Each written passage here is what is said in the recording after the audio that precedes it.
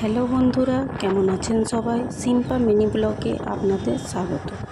তো আমি চলে এসেছি আরেকটি নতুন ব্লগ নিয়ে। তো আমরা ওয়াটার পার্ক থেকে বেরিয়ে পৌঁছে গেলাম শীষমহলে। আমরা মহলটির ভিতরে ঢুকে পড়েছি। এখানে প্রবেশ করার জন্য 5 থেকে 18 বছর বাচ্চার এন্ট্রি ফি লাগে 50 টাকা এবং 18 বছরের পর থেকে এন্ট্রি ফি 100 টাকা। এই মলটি দেখতে বাংলা ছবির নায়ক দেব, প্রাক্তন ক্রিকেটার সৌরভ গাঙ্গুলি এবং আরও অনেক সেলিব্রিটিরা এসেছিলেন। এখানে প্রথমে ঢুকেই দেখি আর্মি বিপিন রাওয়াতের মূর্তি, অমিতাভ বচ্চনের কৌন বনেগা করোড়পতি সিন।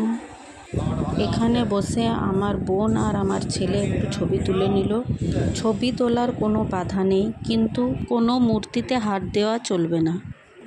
এখানে আরও অনেক মূর্তি আছে, কিন্তু আমি সেগুলির নাম জানি না। এই মূর্তিগুলি সব মোম দিয়ে বানানো হয়েছে। মূর্তিগুলো দেখে কিন্তু সব অরিজিনালের মতো লাগছে। এখানে আরও অনেক সুন্দর সুন্দর মূর্তি আছে। একতলা এবং দুতলাতে পুরো কাঁচ দিয়ে তৈরি করা আছে। সেগুলো আপনাদেরকে আমি সব দেখাবো। আপনারা প্লিজ পুরো ভিডিওটি দেখবেন। আশা করছি ভিডিওটি আপনাদের ভালো লাগবে। এখানে আছে প্রাক্তন ও বর্তমান মুখ্যমন্ত্রী জ্যোতি বসু ও মমতা ব্যানার্জির মূর্তি।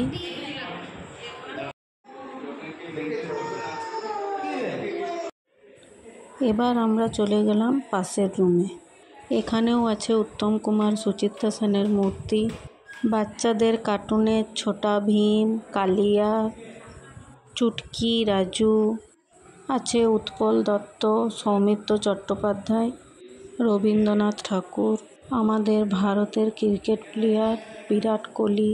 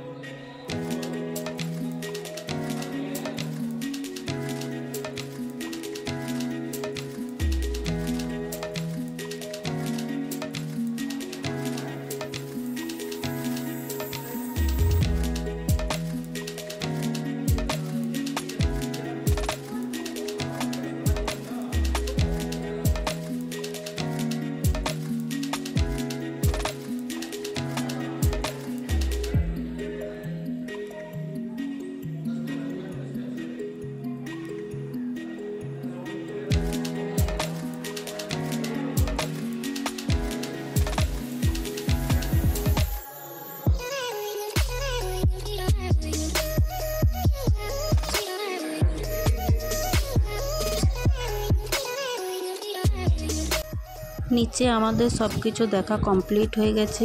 এবারে চলে যাব উপরে।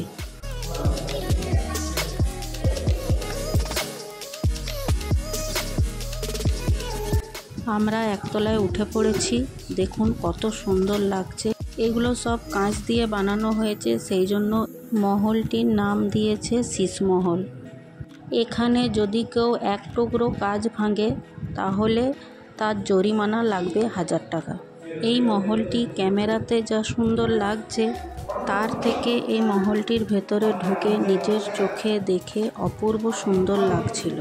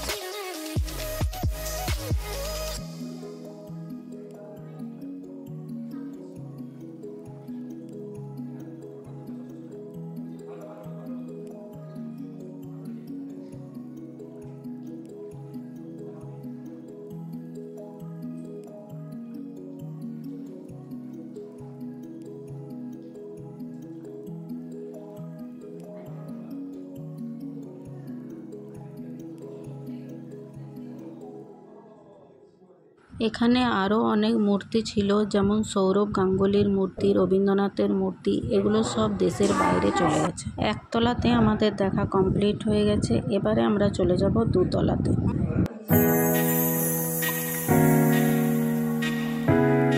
আমরা চলে এলাম দুতলাতে। এখানেও অনেক মূর্তি আছে, শাহরুখ খানের মূর্তি, দেবের মূর্তি, গায়িকা লতা মঙ্গেশকরের মূর্তি, সুশান্ত সিং রাজপুত, নেতাজি সুভাষচন্দ্র বসু, আরও অনেকের মূর্তি আছে।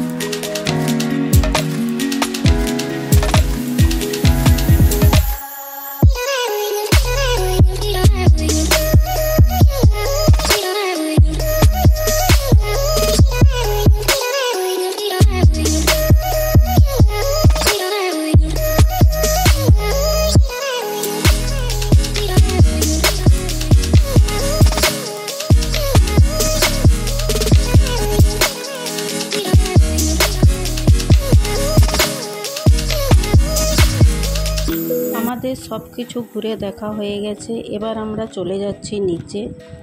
এখান থেকে বেরিয়ে আমরা চলে যাব বাড়ি।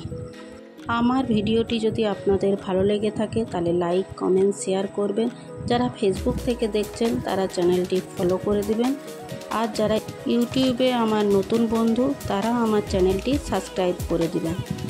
আমরা যখন এই মহলটির থেকে বের হই তখন দেখি কিছু সাংবাদিক এসেছিলেন এই মহলটির ইন্টারভিউ নিতে।